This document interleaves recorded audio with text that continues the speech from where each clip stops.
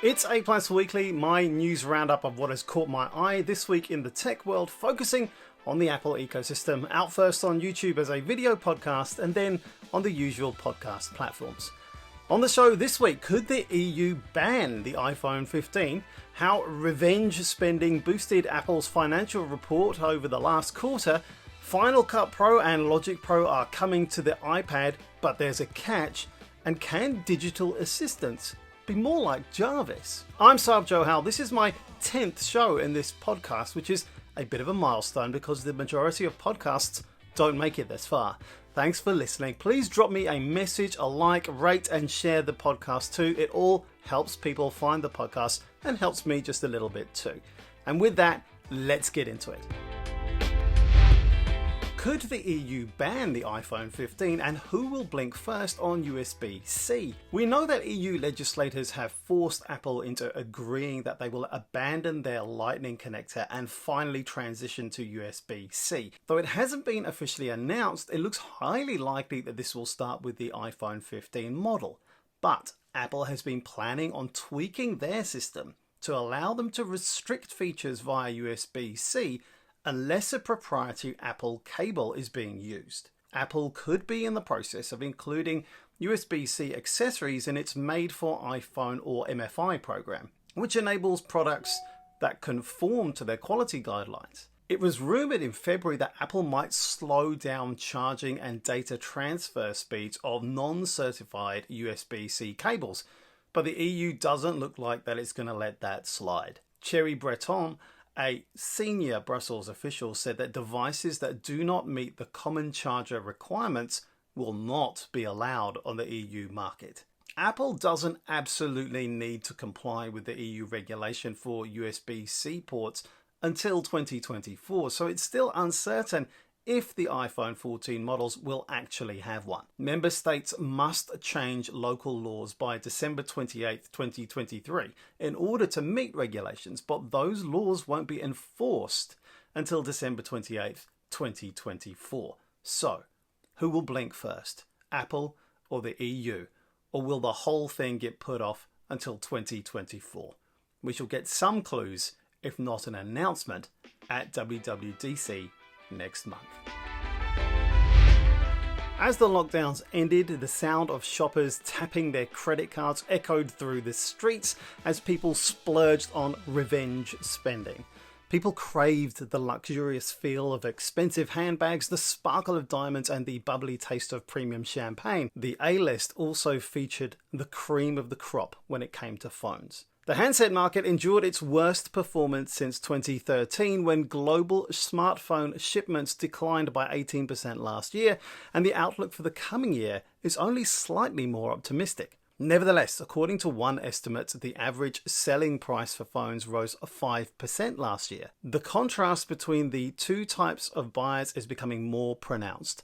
Lower income consumers are stretching out their phone purchases for as long as possible, only buying the most basic models, while higher income buyers are looking for the most advanced devices on the market. Both Samsung and Apple recently reported higher than expected earnings, indicating that customers are more likely to purchase their most expensive products. Apple's iPhone 14 Pro models experienced a resurgence in the quarter following supply chain disruptions that hindered production in the previous quarter. For those that rely on them, Apple's flagship devices are a familiar, trusted option that comes with the advantage of regular upgrades.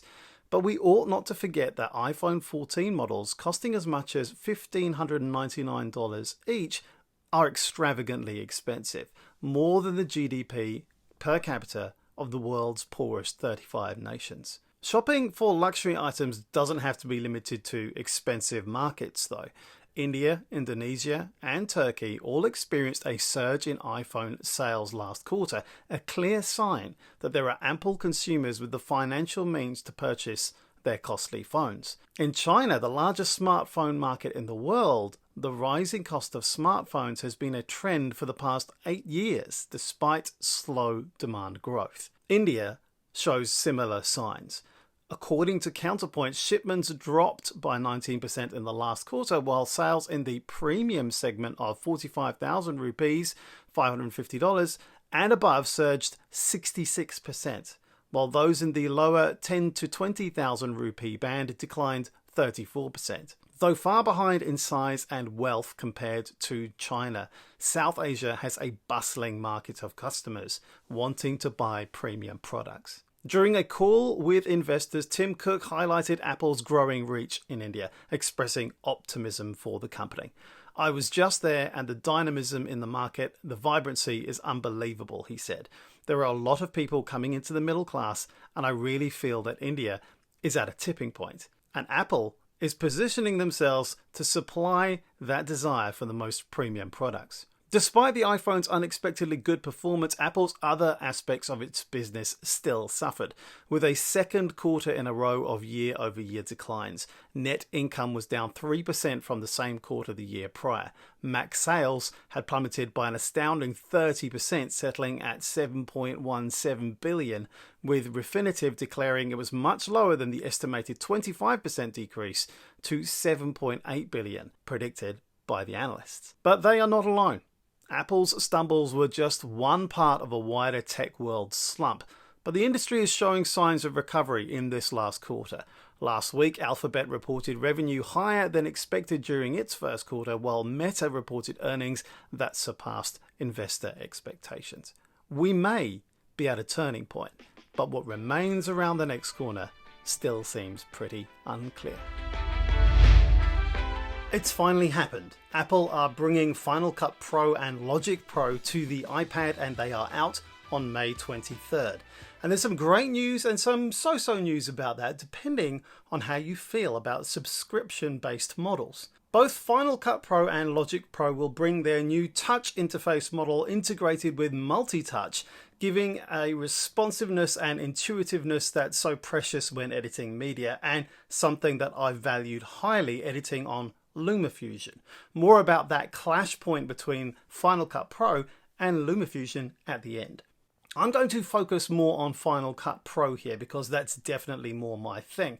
As well as all you'd expect for Final Cut Pro on iPad, like a magnetic timeline, they have some new and interesting features such as live drawing, enabling users to draw and write directly on top of video content using Apple Pencil. On iPad Pro with M2, Apple Pencil Hover unlocks the ability for users to quickly skim and preview footage without ever touching the screen. There will also be multicam video editing available where clips can automatically be synchronized and edited together, and users can even switch angles in a multicam clip with just the touch of a finger.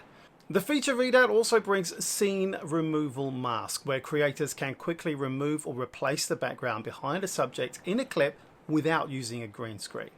Auto crop adjusts footage for vertical, square and other aspect ratios, and with voice isolation, background noise, like the rain that you can hear behind me, can easily be removed from audio captured in the field.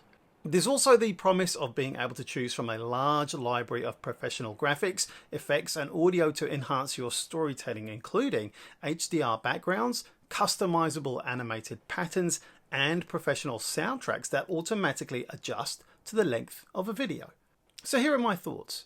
Apple is clearly going after the Adobe model here with the subscription model, and you'll need at least an M1 iPad to use most of the features in these applications. So far as Lumafusion goes, the fact that the iPad version of Final Cut Pro is only available to M1 iPads and newer will keep Lumafusion going for a while. But for the former poster child for Apple that showcased the iPad's portable video editing capabilities, this likely spells trouble. Sure, they may have lost a few hardcore video editors to DaVinci Resolve's recent iPad offerings, but really only the geeks. Everyday video editors who have older iPads and or don't want to get locked into a subscription model for cost reasons, or they just don't like subscriptions, well, that market is safe for now. And I suspect that's most of their users.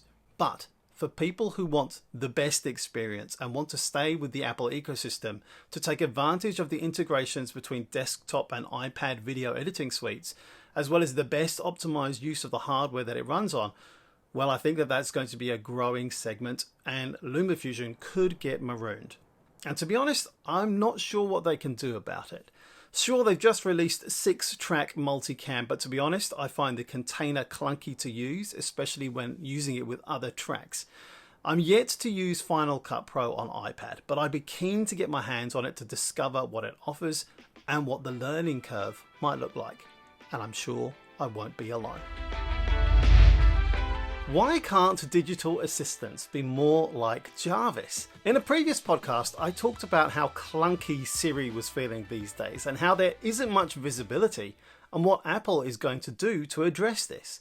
And that's true for Amazon too. Now, Sarita Rai has written an interesting newsletter for Bloomberg from Bangalore, India, about how big an upgrade they're going to have to stretch to. She argues that when we compare Jarvis, the artificially intelligent butler built by Tony Stark in the Marvel Universe, to the legacy digital assistants who perform basic tasks such as setting reminders and compiling shopping lists, the gap in capability is just immense. Following this parallel, Siri, Google Assistant and Alexa are no match for the powerful large language model systems like ChatGPT, which can not only answer queries but carry out complex tasks. And now, the competition to develop AI assistants that can provide the most personalized experience is intensifying. Manish Gupta, the head of Google's AI research lab in Bangalore, says his dream of a personal assistant is almost within reach. At a recent AI event, he presented a vision of getting specialized help for learning or health goals. A helper that's not just a transaction machine, but thinks ahead to higher goals. The LLM-powered bot of the near future will sort out your entire vacation, so you don't have to worry about getting flights, hotels, or picking restaurants. It'll do it all for you. We don't have it all figured out yet, but we do have Pi, aka Personal Intelligence, put together by Inflection AI. It's a neutral listener that helps people feel like they're being listened to. Be My Eyes offers assistance to those with vision problems, and another bot from Other Side AI keeps track of an email inbox for a certain sender, answering when it gets the email. Navigating the digital assistants from these tech giants can be a tedious and disheartening experience. The hope of ChatGPT-like systems is to work through tasks in a way that mimics human reasoning, but also intuition, the only route to offering helpful, personalized report. In the Marvel Universe, Jarvis has proven that a great assistant knows when to go the extra mile and can figure out solutions without needing constant direction. So, can digital assistants be more like Jarvis? Andy Jassy, CEO of Amazon, recently suggested that Alexa will soon become the ultimate personal assistant. That will necessitate a massive improvement from its current level, and it will have to contend with the likes of Alphabet, Meta, Microsoft, and the one that started it all, OpenAI. Whether or not we think AI assistants should be so familiar with our wants, needs, and desires seems to be an issue that has been glossed over as the technological race to be the first, best Jarvis clone escalates. But we can't avoid this question forever. Problem is, by the time Jarvis is combing through our deepest intimate details, it will be too late to say yes, but not like that. If you're watching on YouTube, subscribe and hit that bell to make sure you don't miss my next video. And on audio, be sure to follow or something like that to get my next show. I'm Saab Johal. This channel is A+. Thanks for being here. Cheers and go well.